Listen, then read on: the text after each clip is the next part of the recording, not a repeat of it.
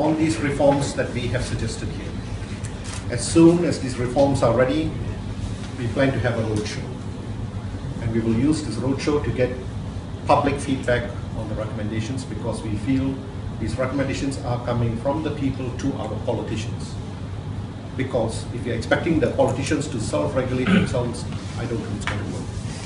So we're going to get public feedback on what we want to go into this legislation, and then we plan to take this to Parliament and to meet with the parliamentarians to discuss this with them.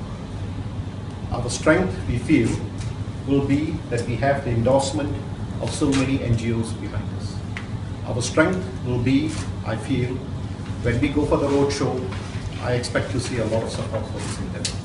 Already, in just 1-2 days, we've got so much support for this endeavor. So that is how we plan to do it, and we are hoping to get this done as soon as possible. Thinking about regulating politicians. And I don't think politicians will be too happy about the kind of recommendations we have put in place, precisely for the reasons that you said. There will be oversight of the conduct of politics in Malaysia if these regulations are put in place. That is our primary goal.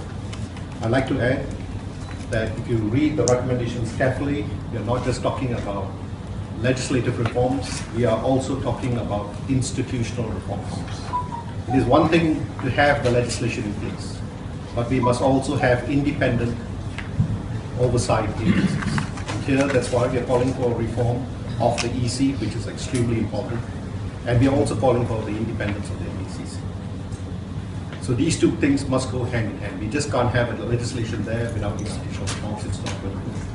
So that is our message back to the Prime Minister. We welcome his talk that he is going to push this through, but it must be more holistic. On your second question, I'd like to point out that in this declaration, we have clearly stated that our primary concern is also the investigation into 1MDB. And it is from that 1MDB allegations, this has now emerged. And this is because the Prime Minister himself has said that there are donations going into the system without our knowledge.